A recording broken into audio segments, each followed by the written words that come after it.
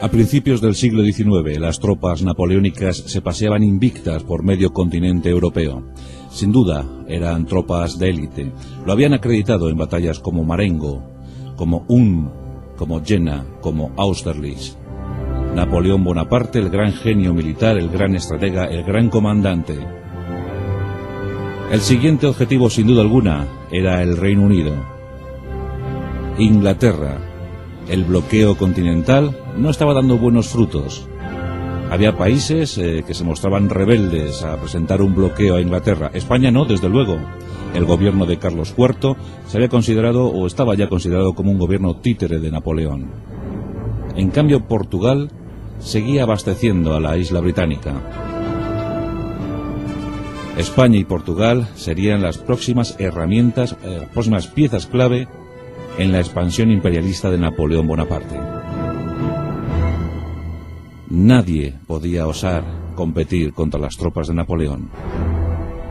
Pero en España se iban a encontrar con un serio revés, un serio obstáculo, nada más y nada menos que la población civil.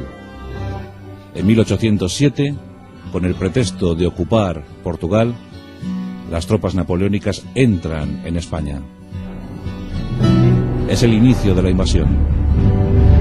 Rápidamente, miles de hombres son movilizados, desplazados a la península ibérica. Son acantonados en ciudades clave. Algunos puntos empiezan a mostrar rebeldía, hostilidad, hacia lo que consideran una invasión en toda regla. Huelga comentar todos los desasosiegos que se produjeron en aquella época. Por ejemplo, el motín de Aranjuez, donde Fernando VII ya se presenta y se planta ante su padre, el mismísimo Carlos IV. La familia real huye a Bayona. La situación es grave. La crisis se acentúa por momentos. Los agitadores fernandinos se mueven a sus anchas por las ciudades. Se masculla algo terrible. Nos encontramos en mayo de 1808. En la capital del reino, Madrid, hay más de 50.000 franceses en su interior y alrededores. 10.000 dentro de la propia ciudad. 20.000 en zonas aledañas y otros 20.000 al mando del mariscal Dupont, del general Dupont, preparados y al acecho por si algo ocurre. Y en efecto, algo ocurrió. El jefe de las tropas, el mariscal Joaquín Murat, con aspiraciones, siempre se dijo, con aspiraciones a rey, consideraba que Pepe Botella, José Bonaparte, que no era un mal rey, no, por lo menos las ideas que tenía no eran descabelladas, pero Murat ambicionaba el poder, ambicionaba grandes logros, grandes victorias para hacerse notar ante el emperador. Ese 2 de mayo sucedió lo inevitable, el levantamiento del pueblo madrileño. Carlos IV se encontraba en Bayona, Fernando VII también, pero quedaban los infantes en Madrid. Ese 2 de mayo, a las 9:30 de la mañana, un carruaje se planta frente al Palacio Real, el Palacio de Oriente. De ahí sacan a la reina de Etruria. Tan solo quedaba el infante Francisco de Paula. Los madrileños están inquietos. Los agitadores fernandinos, principales instigadores de la revuelta, estaban merodeando las cercanías del Palacio Real. A las 10 de la mañana llega un segundo carruaje. Hay un fernandino, del partido fernandino, un maestro cerrajero, llamado José Blas Molina, que está dispuesto a que aquello no vaya a más. José Blas se acerca al palacio, se acerca a las puertas del palacio y contempla la llegada del carruaje. Todo se intenta hacer con mucho sigilo, pero un mayordomo real, llamado Rodrigo López de Ayala, se percata del hecho, abre una balconada y grita a los ya muchos madrileños que se habían dado cita en la explanada del Palacio Real: «Vasallos, tomad las armas, que se llevan al infante».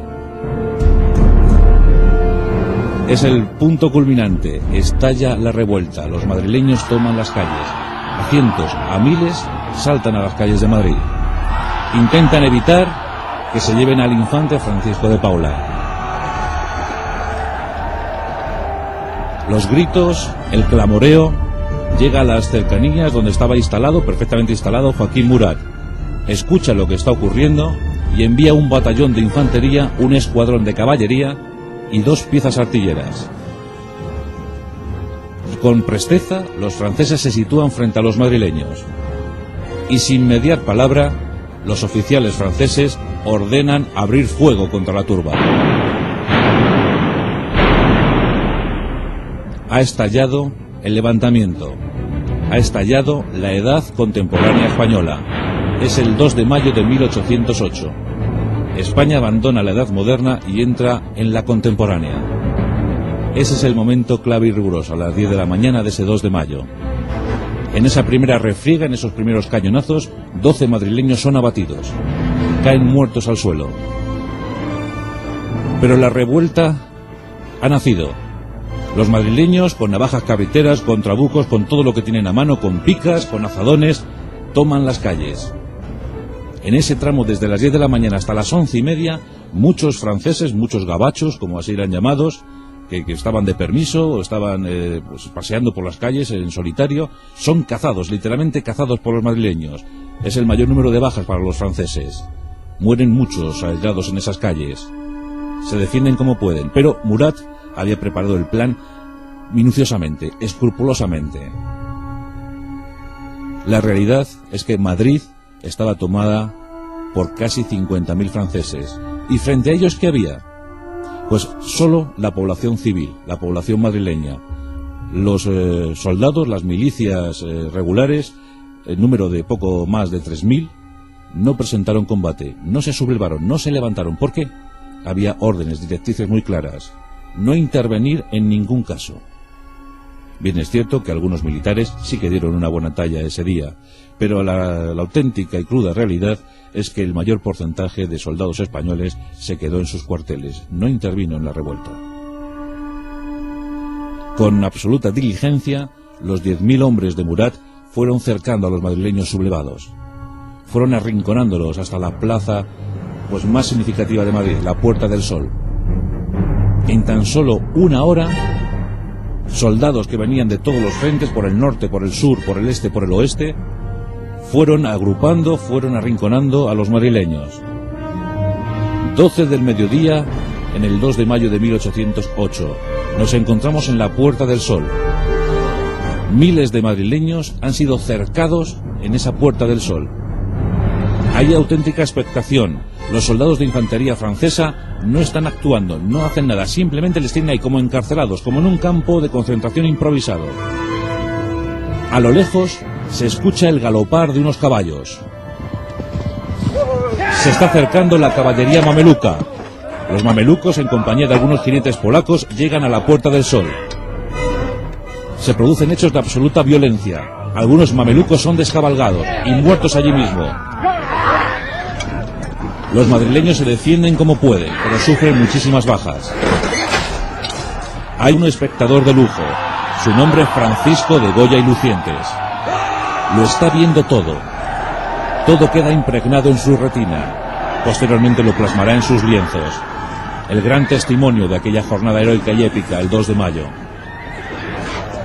Los mamelucos reprimen a los madrileños, provocan muchísimos muertos, ellos también tienen los suyos, y se retiran. La rebelión está a punto de ser sofocada. Es la 1 del mediodía. Tan solo había durado 3 horas. Los muertos a decenas, los prisioneros a cientos, los heridos ni siquiera se llegaron a contar. Por las calles de Madrid, auténticos regueros de sangre. Pero ¿qué pasaba? ¿Qué pasaba en el parque de artillería de Monteleón? Un parque pequeño, con una pequeña guarnición, un retén francés y algunos soldados españoles. No habían intervenido. No habían intervenido hasta ese momento, hasta esa hora. Prácticamente la revuelta había sido sofocada. Pero aquí es cuando surgen los héroes. Aquí es cuando surgen los chispazos que provocan auténticas revoluciones. un capitán español, su nombre Pedro Velarde. Pedro Velarde era un auténtico revoltoso, no estaba conforme con la invasión francesa. Él consideraba que Napoleón se había sobrepasado, que había llevado su osadía a límites insospechados. Pedro Velarde se presenta ante su superior, ante un coronel, y le dice lo que hay, que lo que tienen que hacer los soldados españoles es tomar las armas y unirse al populacho, unirse a la gente, que ahí es donde está su verdadera guerra. El coronel le reprende, le dice que esa no es la actitud que debe mantener un oficial español. Pero Pedro Velarde coge su mosquete y se lanza a las calles. Rápidamente consigue el apoyo de algunos cadetes, de algunos fusileros, apenas una treintena, y con ellos se dirige al parque de artillería de Monteleón. Allí había un auténtico arsenal. Podrían surtir de armas a la población civil. Se le une un teniente muy amigo suyo llamado Jacinto Ruiz, y juntos marchan hacia el parque de artillería de Monteleón. Allí se encuentra el capitán Luis Daoiz. Él en principio no quiere dar armas a la población, no quiere presentar combate, pero Velarde le increpa, le estimula, le hace ver la necesidad del día, el compromiso que deben adquirir las tropas españolas ese día. Y Daoiz accede y arma a unos cuantos que por allí acechan. Se habla de un número de entre 200 y 500 madrileños. Lo cierto es que se atrincheraron en el cuartel de artillería. Las noticias hicieron prisioneros al pequeño retén de franceses, y las noticias enseguida se propagan por la ciudad, por la capital. Hay un núcleo de resistencia en Monteleón. Los franceses, por supuesto, bien informados, acuden a ese parque de artillería. La idea es tomarlo sin mayor esfuerzo, combinarles a la rendición y que todo acabe en un par de minutos. Pero Velarde, Daoiz y Ruiz no se quieren rendir. Sitúan los cañones, arman a los civiles y se preparan para la batalla final. Rodeando el parque de artillería, se calcula que había unos 10.000 efectivos franceses. La resistencia era de todo punto inútil. No se podía hacer nada. Sin embargo, los españoles clavan allí la bandera y deciden resistir hasta el final. Nos encontramos en esa hora que va desde la 1 del mediodía hasta las 2 de la tarde. Los franceses envían a una especie de embajador, a un mensajero, a un coronel francés a caballo, se acerca al cuartel, con él van algunos oficiales, pero hay un artillero español que cree ver un movimiento peligroso. Y justo cuando se está acercando la embajada francesa, los españoles replican con fuego de artillería. Rápidamente comienza el intercambio de disparos. Ya no hay vuelta atrás. Los franceses se repliegan con algunas bajas importantes. ¿Qué hacer? Los españoles están resistiendo, ¿qué hacer? Las órdenes son tajantes. Hay que tomar el cuartel de Monteleón al asalto. Los batallones de infantería se lanzan al asalto del cuartel de Monteleón. En pocos minutos, todo ha terminado. La resistencia española cede. Estaban sin preparación, apenas sin municiones. Todo había sido inútil, pero no del todo. El capitán Pedro Velarde muere en combate. El teniente Jacinto Ruiz corre la idéntica suerte. Daoiz ha sido mal herido y morirá también. Los civiles son fusilados allí mismo. Todos los resistentes mueren en el cuartel de Monteleón. Únicamente son hechos prisioneros los soldados españoles, los pocos supervivientes. Ha sido una auténtica tragedia. Pero lo peor del día aún estaba por llegar. Como os digo, cientos de prisioneros. Murat da la orden. Deberán ser fusilados. El levantamiento, la revuelta, merece un castigo ejemplar. Esa misma madrugada, en algunos lugares emblemáticos de Madrid, como el Prado, por ejemplo, como la Moncloa, como el Monte de Príncipe Pío, hasta esos lugares son conducidos cientos de españoles. Durante 3 madrugadas serán fusilados. Una y otra vez, de forma incesante. en grupos de 3, 4, 5, 6, iban siendo machacados literalmente. Hay un testigo, Francisco de Goya y Lucientes. Los fusilamientos del 3 de mayo. Obras inmortales, imperecederas, que quedarán en el sentir popular.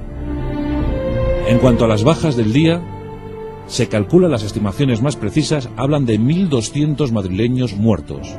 1.200 madrileños fusilados o muertos por las calles.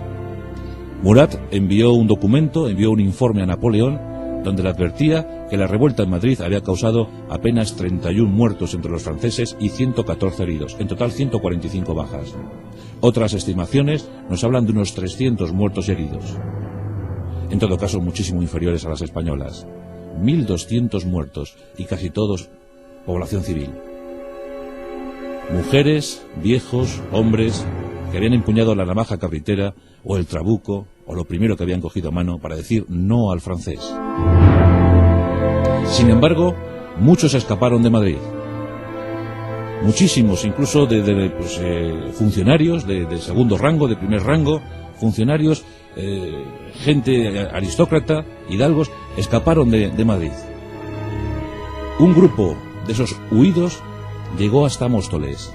Móstoles era una pequeña aldea, un pequeño poblachón, a unas 4 leguas de Madrid. Llegaron a Móstoles. En Móstoles existían 2 alcaldes, uno que representaba a los hidalgos y otro a los pecheros. Sus nombres eran Andrés Torrejón y Simón Hernández. Los huidos de Madrid narran los hechos. La tragedia crispa el ánimo de los alcaldes de Móstoles y con presteza preparan un edicto, una proclama, llamando a los españoles a la resistencia, llamando a los españoles a tomar las armas. Por el rey, por él, pero sobre todo por la tierra. Y aquí tenemos a un héroe anónimo, un andaluz, su nombre Pedro Serrano, un magnífico jinete que acompañaba a aquel grupo de huidos, de perseguidos. La proclama, elaborada por los alcaldes de Móstoles, escogida por las manos de Pedro Serrano, tiene una misión: se va a convertir en el Filipides español. Filipides, ¿os acordáis? Aquel guerrero que tras la victoria en la batalla de Maratón en la antigua Grecia, pues fue capaz de correr 42 kilómetros 195 metros. Desde entonces el maratón fue un hecho. Bueno, pues aquí tenemos a nuestro Filipides. Este hizo alguna distancia más, con la ayuda oportuna de su ejemplar caballo. Pedro Serrano, con más determinación que nunca, héroe anónimo por excelencia, pero fundamental, vital para la guerra de la independencia española. En una sola jornada fue capaz de cabalgar 186 kilómetros. Su primer objetivo, Talavera. Llegó a Talavera exhausto. Dio el mensaje al alcalde. El alcalde movilizó a sus milicias, a sus tropas. Se propagó el mensaje: todos, todos a Madrid, todos a la guerra, todos a las armas. Pedro Serrano, en lugar de descansar, el alcalde se lo dijo: descansa, ya has hecho tu trabajo, pero dijo no. Su objetivo era llegar a Cáceres, y siguió cabalgando durante toda la noche. Finalmente, en Casas de Mirabetes, el caballo extenuado y el jinete a punto de fallecer por el cansancio cayeron entregando el mensaje. Con ligereza, los que recibieron ese mensaje, esa proclama, hicieron copias a mano, copias que empezaron a ser difundidas, a ser pasadas de un pueblo a otro. En pocas semanas, casi 40.000 españoles se habían echado al monte. Casi 40.000 españoles. Dijo un cronista inglés años más tarde: en la guerra de la independencia española, el torero fue sin duda el duque de Wellington. Pero pudo torear bien, pudo matar al toro francés, gracias a que los guerrilleros españoles supieron picarle y ponerle las banderillas. 40.000 guerrilleros en los montes, 110.000 soldados españoles, muy esparcidos, mal armados, mal adiestrados, pero que supieron resistir y, por lo menos, presentar batalla en julio de 1808 en Bailén. La primera derrota que sufrieron las tropas napoleónicas en su larga experiencia de más de 15 años de combates. En Bailén, los hombres de Dupont fueron capturados, hechos prisioneros, muertos o heridos. 21.000 prisioneros que acabaron con sus huesos en la isla de Cabrera. La victoria de Bailén sorprende a toda Europa. Fue un estímulo. El soldado francés no era invencible. El general Castaños dio una buena medida, y durante 6 años, españoles, ingleses y portugueses guerrearon en la guerra peninsular, guerrearon en la península ibérica. Un sinfín de batallas, sitios heroicos como los de Zaragoza o Gerona. Los españoles sufrieron más de 500.000 de muertos, en una población de unos 12 millones. Los franceses dejaron a 120.000 de los suyos. Finalmente, en octubre de 1813, cesaba la resistencia francesa. Acosados por todos los puntos de Europa, tuvieron que replegarse. En 1814, Napoleón abdicaba, dejaba el trono imperial, y Fernando VII, 6 años después, regresaba a España. Era el deseado. Las peripecias de la Guerra de la Independencia, los héroes anónimos como Pedro Serrano, como Rodrigo López de Ayala, como los alcaldes de Móstoles, Andrés Torrejón, Simón Hernández, o como aquel cerrajero llamado José Blas Molina, o mujeres ilustres como Manuela Malasaña, que fue capaz de darle un macetazo a todo un general francés. La obstinación de un pueblo. En 1812, una constitución, la Pepa, nacida en las Cortes de Cádiz. Revolución, sublevación, decir no al invasor, decir no a la imposición. Desde luego Napoleón, a pesar de su acción decisiva también en finales de 1808, entre octubre y diciembre, tuvo que aprender a sangre y fuego que esto de España era algo diferente. Y a pesar de que aprendió lo de España, no supo interpretarlo, porque después cometió un error parecido en las lejanas tierras de Rusia. El principio del fin para Napoleón Bonaparte. Pero hubo un tiempo en el que los españoles se levantaron en armas para defender su tierra. Y nuestro homenaje para los 40.000 guerrilleros que se echaron al monte sin pedir nada a cambio. Solo para defender a los suyos, solo para defender sus ideales, su forma de vida, su forma de entender esa vida. Para esos 40.000 guerrilleros, precursores de otros tantos, va este merecido pasaje de la historia.